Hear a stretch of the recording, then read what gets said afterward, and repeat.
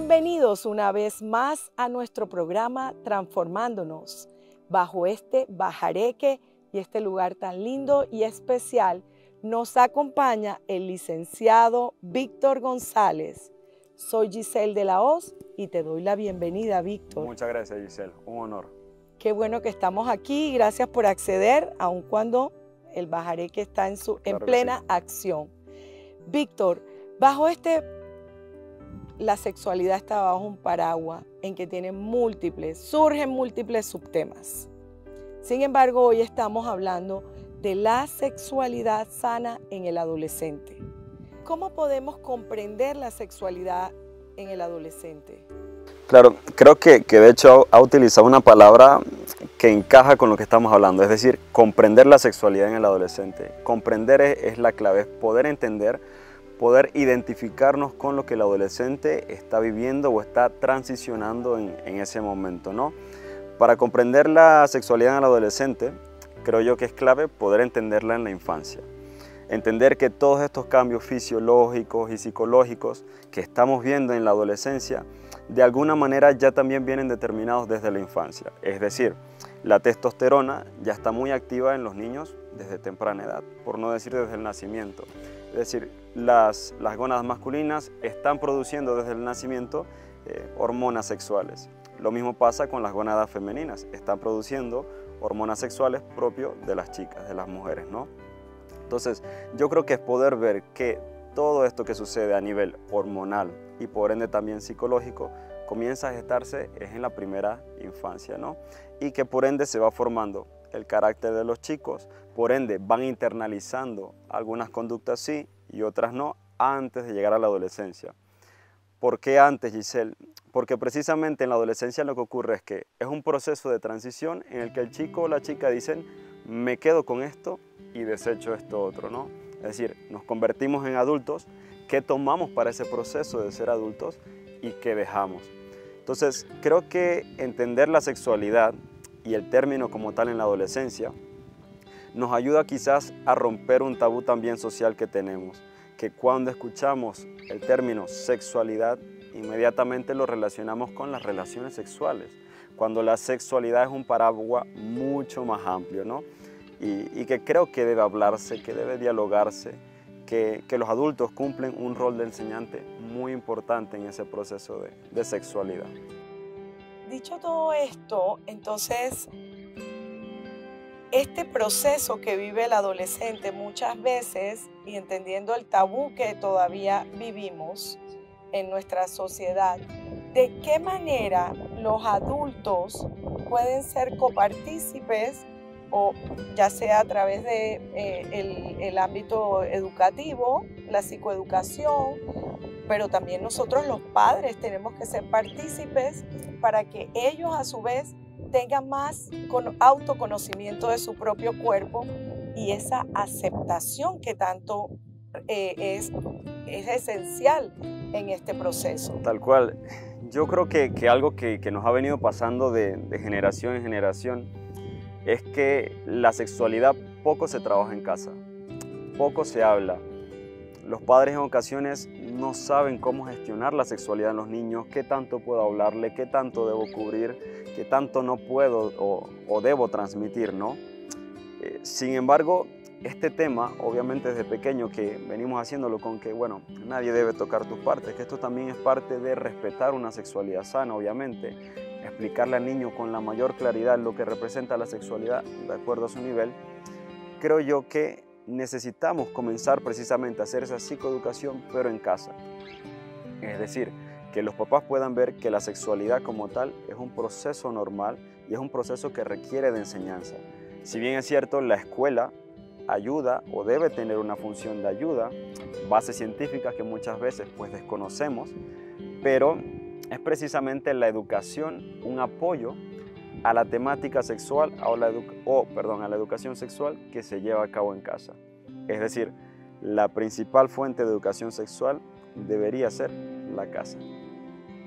Y yo creo que uno de los aspectos, estoy segura, de que uno de los aspectos claves son, por ejemplo, vas a entender que tu cuerpo, vas a empezar a tener los vellos, vas a tener, la voz va a cambiar, o sea, muchos aspectos que no son necesariamente que ir directamente a hablar de las relaciones sexuales, sino de estos cambios que hemos hablado, físicos, hormonales, sociales, que va teniendo el joven y que, como bien dices, que empieza desde la niñez. Sí, sí, sí, y tanto, ¿no? Y claro, a veces los papás preparan en cierta medida a los niños para esta transición más fisiológica, ¿no?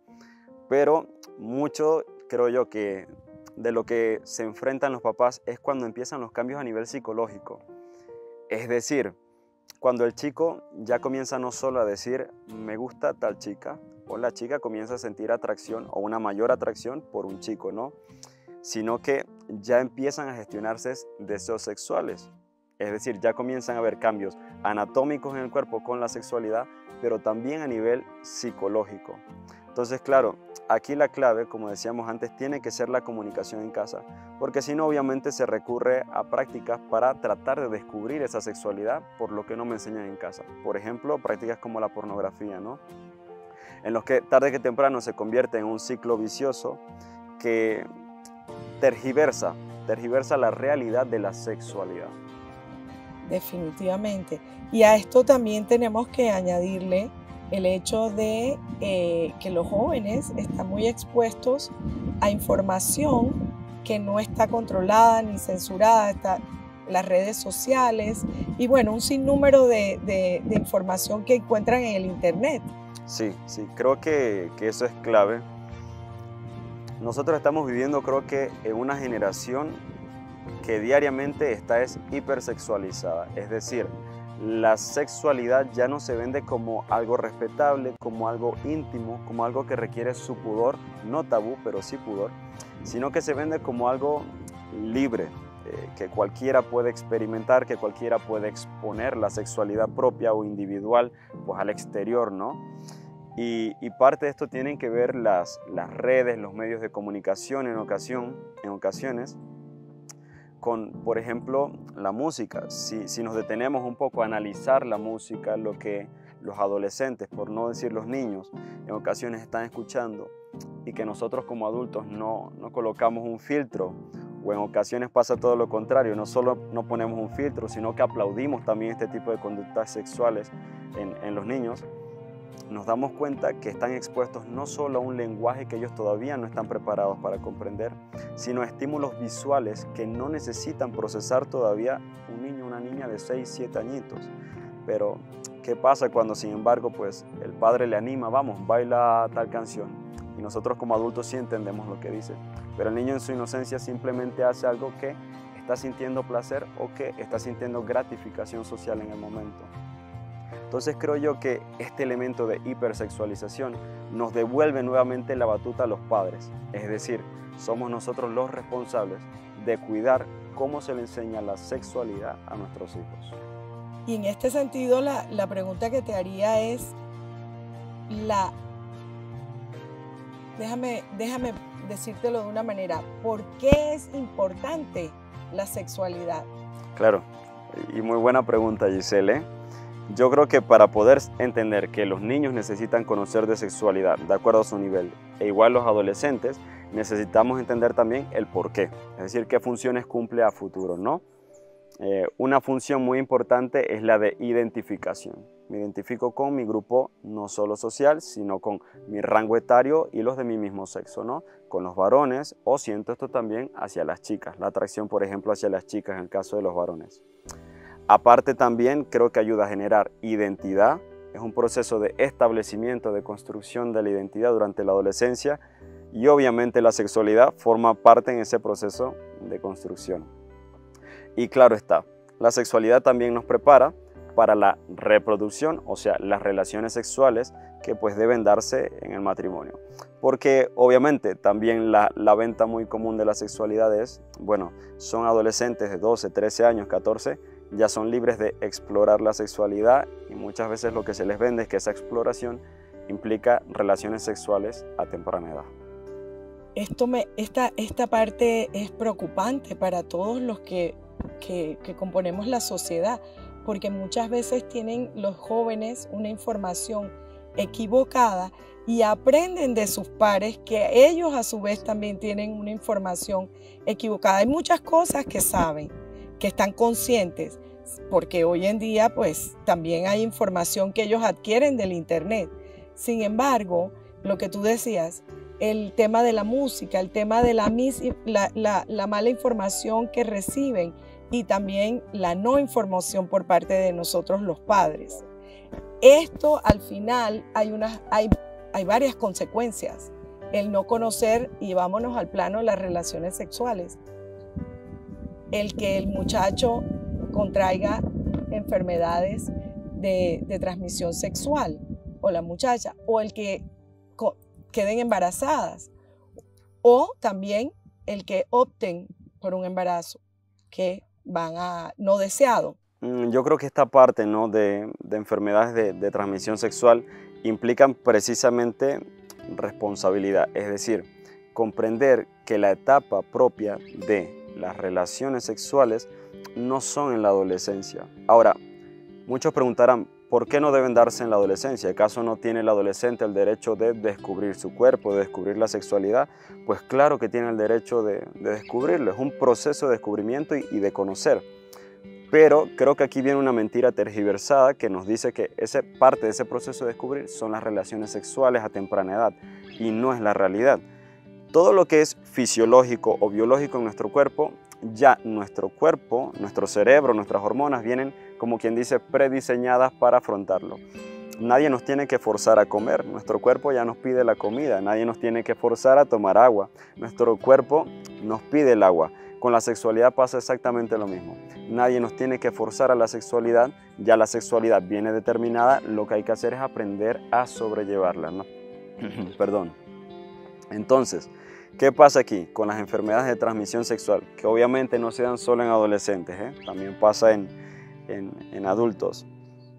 Creo que muchas veces también lo que se vende es que, bueno, si son adolescentes, para tener una sexualidad responsable, pues bueno, utilicen preservativos, sin importar la edad que tengan. Es decir, pueden tener 11 o 12 años y en algunos lugares, no me refiero solo al contexto panameño, bueno, enseñamos qué son los preservativos, pero también entregamos, claro, si entregamos anticonceptivos a los menores, raro sería el joven que simplemente dice, bueno, lo agarro y lo tiro, ¿no? Lo desecho.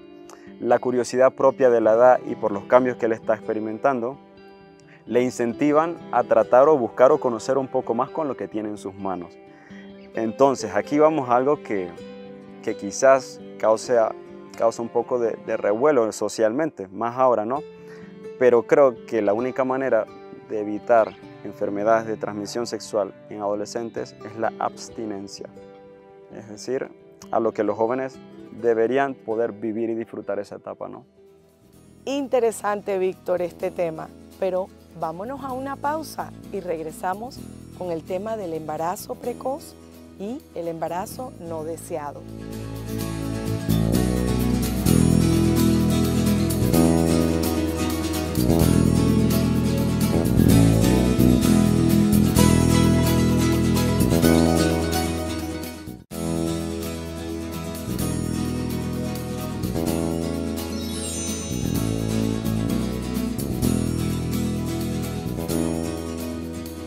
La sexualidad es algo inherente al ser humano, pero esa inherencia conlleva responsabilidad. Lo que nos trae al tema del segundo bloque, embarazos precoces, embarazos no deseados. Claro, yo creo que esta separación que hace Giselle es clave, ¿no? Vamos a empezar quizás por los no deseados, es decir, un embarazo no deseado, de hecho, puede ocurrir hasta en la vida adulta. De hecho, hasta dentro de la vida matrimonial, ¿no? Es decir, un embarazo quizás no planificado, es algo inesperado, pero pasa dentro de una relación marital, ¿no? Lo que es diverso y diría hasta adverso también cuando pasa en la adolescencia. Porque claro, muchas veces para una niña de 13 o 14 años, ese embarazo precoz también es un embarazo no deseado.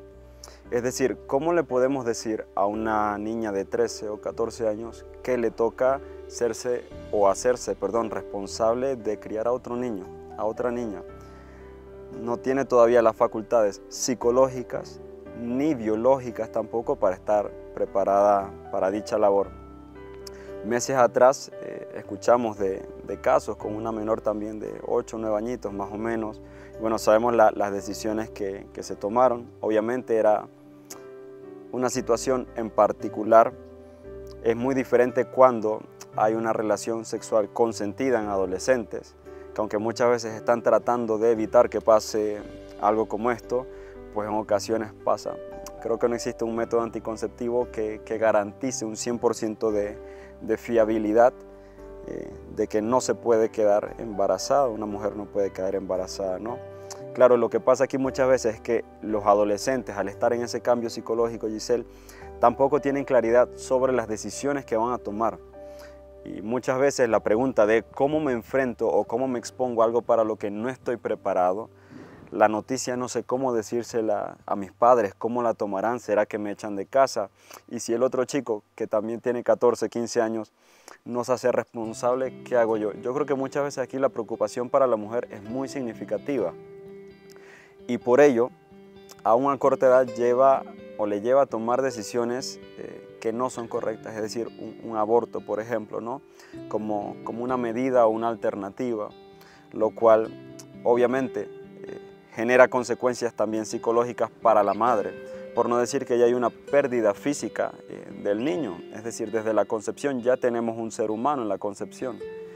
Entonces, claro, el hecho de no poder lidiar también con las consecuencias por nuestros actos, creo que es algo que también está viviendo la adolescencia actual. Es decir, puedo vivir sin límites, puedo tener una sexualidad tal cual como yo quiera, y cuando llegan las consecuencias, pues otro se hace responsable de ellas o toma medidas drásticas como esta del aborto, ¿no? Sí, y como bien lo dices, tiene secuelas y pues necesita muchas veces ayuda a ese adolescente. Y es un tema que al hablarlo en los círculos no solamente científicos, sino al hablarlo en círculos sociales, va a permitir que tengan la información adecuada. Ahora, otro aspecto importante aquí es que cuando esos adolescentes se desarrollan, empieza el cuerpo a pedirles una actividad sexual. Entonces, esa responsabilidad o ese autoconocimiento que se le debe brindar o que puede ser en el hogar o en el contexto educativo o hay múltiples instituciones a las que los adolescentes acuden. ¿Cómo podemos nosotros lograr que el adolescente cuando ve que viene, por ejemplo, en las mujeres que vienen en la etapa menstrual, luego de pasado esa etapa menstrual, el cuerpo le pide actividad sexual? Y ahí es donde debe estar consciente que una vez que el cuerpo le pide, ahí debe actuar con responsabilidad. Tal cual, porque claro, algo que pasa a diferencia de la niñez previo al desarrollo, ¿no? Es que en la adolescencia el deseo sexual incrementa. Es decir, ya mi cuerpo tiene cambios, mi cuerpo se está preparando para las relaciones sexuales, pero aún con el deseo sexual necesitamos enseñarle a ese adolescente la responsabilidad y el autocontrol sobre su sexualidad. Es decir, habrá muchas maneras quizás de poder conocer, de poder, vamos a decir, experimentar la sexualidad, pero no necesariamente tienen que ser a través de las relaciones sexuales. Entonces, creo yo que una manera de poder ayudar al adolescente a canalizar este deseo sexual es el hecho de que haya un entorno comunicativo muy sano en casa, que pueda ayudarle y hablarle la temática con total normalidad, prepararlo y que cuando llegue ese momento, ese entorno comunicativo de casa esté preparado también para hablarle con naturalidad sobre lo que está sintiendo en ese momento en particular. No solo sobre lo que hablaron en la niñez para prepararlo para los cambios fisiológicos, sino sobre lo que el adolescente está viviendo. Porque en otras palabras, el adolescente está diciendo, sí, papá, yo sé lo que me explicaste cuando era un niño, pero lo que estoy viviendo ahora, nadie me puede dar una respuesta. ¿Cómo lo controlo, no? Entonces, claro, entendamos también que este deseo sexual viene también por una carga, obviamente biológica, que esa carga biológica implica también hormonas como la serotonina o la dopamina, que están relacionadas con el placer, y por ende lo que debemos hacer es buscar actividades que canalicen esas mismas hormonas. La actividad física se suele recomendar mucho, el tener pasatiempos, intereses, es algo que necesitamos ayudar a los adolescentes a encontrar, porque en esa etapa, claro está, una mente ociosa o sin nada que hacer, la pregunta aquí es, ¿a qué más va a recurrir que acceder a sus instintos o impulsos sexuales muy naturales, no, pero poco controlados? Entonces creo yo que es poder buscar actividades que mantengan la mente ocupada, obviamente, todos hemos pasado por esta etapa como adultos y sabemos lo que esto implica. Sabemos que no es fácil, pero también ya de adultos sabemos que es transicional. Es decir, es un proceso que lleva un tiempo, pero posterior a ese tiempo ya lo llevamos en la vida de adultos de una manera mucho más llevadera, y con la responsabilidad propia de un adulto. Tú has dado en la clave, en la palabra de autocontrol, esa autorregulación que necesitan los adolescentes, sobre todo esa etapa, que hay tantos cambios y que naturalmente entender ese adolescente, todos esos cambios, es tremendamente difícil. Mi preocupación y la preocupación de muchos es cómo ellos van a tener esa autorregulación y ese autocontrol si por parte de nosotros, los padres, los docentes, los profesionales que están alrededor de estos jóvenes, no queremos aprender acerca de esa comunicación que tenemos o ese hablar abiertamente de las relaciones sexuales. Ya no estoy hablando de ese proceso que vive el adolescente, sino hablar desde ese deseo, esos instintos que se presentan y cómo podemos autorregular. Porque tiene que haber habilidades no solamente sociales, sino habilidades psicológicas. Muy personales del individuo, tal cual que el autocontrol es parte de ello, ¿no? Una de esas habilidades que hay que aprender a desarrollar. Creo que toca, Giselle, un punto clave aquí, los padres. Cuando menciona esto, lo que sucede también es que venimos de generaciones en donde la sexualidad era un tabú mucho mayor que lo que ha sido para nuestra generación, ¿no? Entonces, claro, venimos cargando generación tras generación demasiadas secuelas, ¿no? Sobre el tema de la sexualidad. Embarazos también de madres a muy temprana edad previamente, pero porque no se hablaba del tema, ni siquiera se desconocía. Muchos llegan al acto sexual diciendo, pues no sabía que esto podía pasar. Entonces, claro, yo creo que es esta psicoeducación muy importante que bien puede ayudar la escuela, pero necesitan hacer los padres en casa. Quizás necesitamos trabajar antes con los padres. Quizás esto hasta debería ser un tema, así como es estimulación temprana para los bebés, pues debería haber una etapa en la que también se hable de psicoeducación en cuanto a sexualidad para los padres con los adolescentes. Y esto nos ayudaría obviamente a poder ir cambiando esta dinámica que tenemos y a preparar al adolescente para que desarrolle habilidades personales y que tenga una autoestima sana, que haya podido construir mejor su identidad y por ende una sexualidad responsable. Y por último, con esta lluvia tan deliciosa, es crear esos espacios. Tenemos que crear los espacios para que nuestros adolescentes escuchen temas sobre la sexualidad sana. Gracias nuevamente por estar aquí con nosotros y lamento mucho, no puedo recoger esta agua para que no te mojes. No, un gusto, de verdad, de haber compartido esta experiencia con ustedes. Gracias, Víctor. Y con esta hermosa vista nos despedimos de Transformándonos.